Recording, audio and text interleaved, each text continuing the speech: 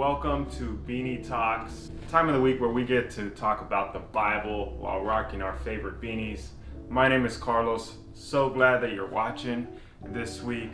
We have been in a series that we are calling What to Do When You Don't Know What to Do. We're asking questions about what's the right thing to do in situations that are hard and difficult. And that is perfect for this season, right? Because 2020 has been the year of difficult, uncertain situations. And so we hope that you've been encouraged by this series. It's a series about looking at the life of Joseph and just the amazing ways that God worked in his life. And today we're going to be wrapping up his story. And before we do that, I just want to ask you a question. Have you ever desired payback? Yeah. Have you ever wanted to get even, get revenge? You know, I think, unfortunately, we live in a world where we get hurt, we get embarrassed, people do us dirty, and sometimes that's done by a stranger, or sometimes that's done by the closest people in our lives. And so it's very, very natural, it's very, very common for us to have these desires to want to get payback. And so I want to just tell you a quick story about a situation in my life where I so much wanted to get payback. I want to take you back to my freshman year in high school. I was in one of my elective classes, and I happened to be sitting in the room with my current crush. Y'all feel me? Right? I'm sure you guys have experienced this before. There's this girl that I really, really like. And this class, man, it was a rowdy class. It was that class where the teacher had no control and people were saying and doing just these wild things. And I was just quite simply trying to stay under the radar, just trying to get my A because I was being the good student that I'd always been. And so I was sitting there minding my own business when the guy behind me, one of the school's jocks, right? Big guy. He was like the football star. He's doing stuff I think he's saying things that are inappropriate. And so the teacher says, all right, I'm gonna take away a point. I'm gonna deduct from your grade. And he responds by grabbing his pencil and throwing it right in the back of my head. I'm so embarrassed because at that moment when I feel the pencil hitting my head, I turn around and I kind of like, what are you doing, right? I kind of turn around to like almost in shock. And while I'm looking back, I actually lock eyes with my crush. And so that adds to my embarrassment. Not only did I get whacked in the head by a pencil, but now I'm just totally embarrassed in front of this girl that I really, really liked. And so I just remember like holding it all in. You know, I didn't have the courage to fight him. That probably would have ended it worse. But I remember that for the longest time, I held that grudge. And every time I saw this guy, man, I wanted him to trip and fall in the hallway. I didn't want him to have a good game. He ended up being my teammate, so that even kind of made it worse because now we're sharing space and sharing time and sharing experiences. And so for the longest time, I just wanted this guy to feel what I felt, to be embarrassed, right, and to have a moment where I would feel like we would get even. So have you ever had a moment like that? Well, Joseph did. You see, what we know of Joseph's story is that he was betrayed by so many people. Strangers, people that he was in prison with, people that were a part of his royal family. But probably most significantly, we know that Joseph was done super, super dirty by his own brothers. Yes, the brothers that at the beginning of his story, they pretend that he's dead. They sell him off into the land of Egypt. And so we want to look at Joseph's moment where he can get payback and what he chooses instead. Okay, so what you need to know before I read here in Genesis 45. We're going to be looking at a few verses just to highlight that moment where Joseph has this opportunity, this encounter with his brothers, is that there turns out to be a famine, a food shortage in the land of Joseph's family. And so Joseph's family, with his father Jacob and his brothers, they are desperate for food. They're starving. And so Jacob sends his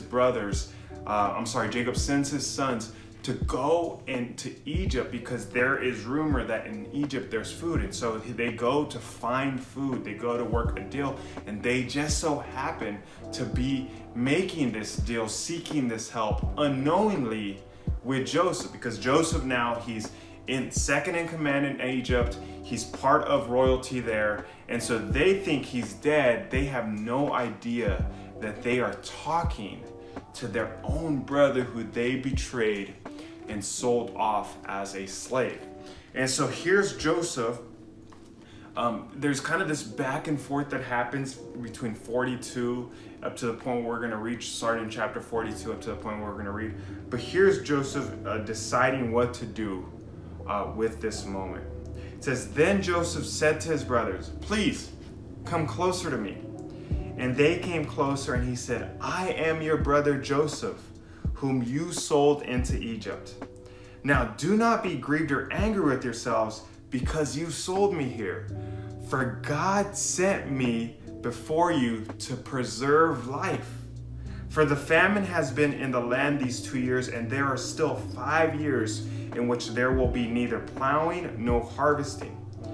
Get this, verse 7. "God sent me before you to preserve for you a remnant in the earth, and to keep you alive by a great deliverance.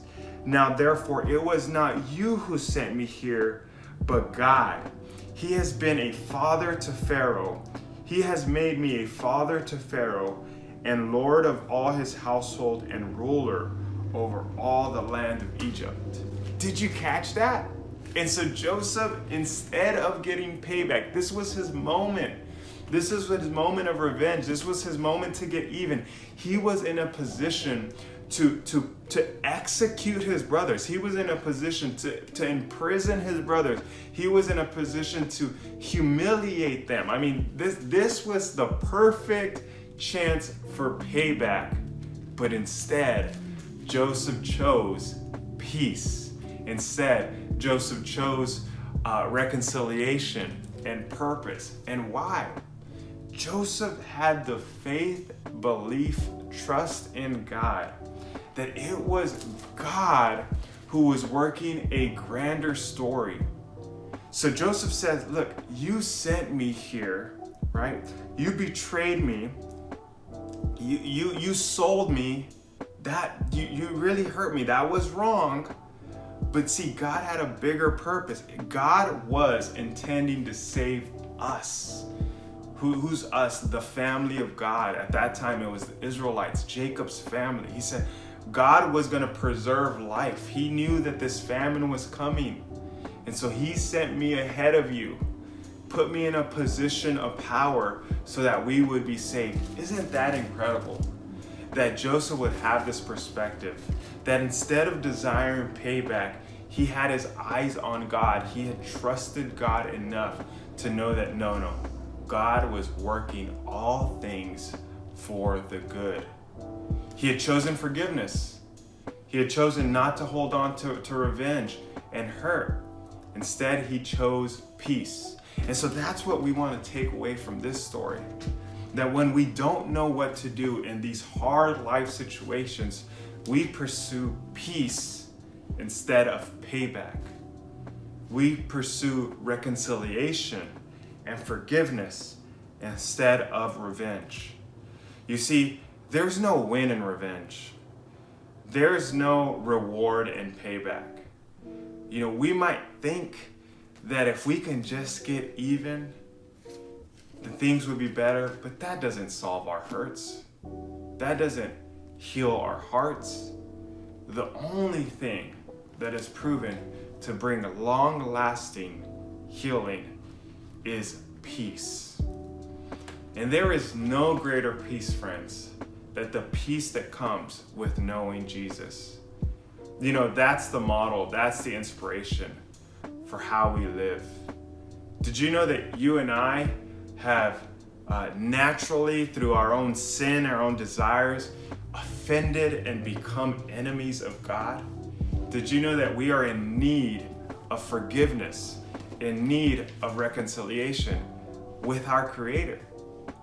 And it's only through believing and placing our trust and following and obeying Jesus that we can find that peace, that we can find that forgiveness. That's the good news of the Bible. This is why during Beanie Talks we take time to look at this book. It's because in this book we find God's heart, and God's heart is one of peace. And so if you're in a situation where you are desiring payback, I want to encourage you to consider peace. Now, that's not an easy thing to do, and it may require a daily decision to keep choosing forgiveness and peace. But I'm here to tell you, just like Joseph, we can see that God is up to something good and that He is in control. Just like we've learned in the last few weeks, He's always with us. He always positions us in a purpose, and we're always called to do the next right thing. And so I want to encourage you, what does peace look like in your life? We all have different situations. We all have different hurts. We all have different dramas. And so this is why it's so important for you to talk about with your small groups, with those wonderful serve team members about your situation.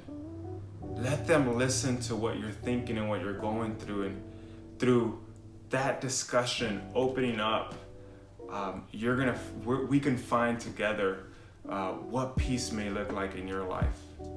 That's our desire. That's our hope. When you don't know what to do, I believe that God calls us to pursue peace and not payback. Hey, thanks so much for listening, eYouth. You're awesome. We hope you have a wonderful week. Just praying blessings and covering over your life in this season. Thanks for watching.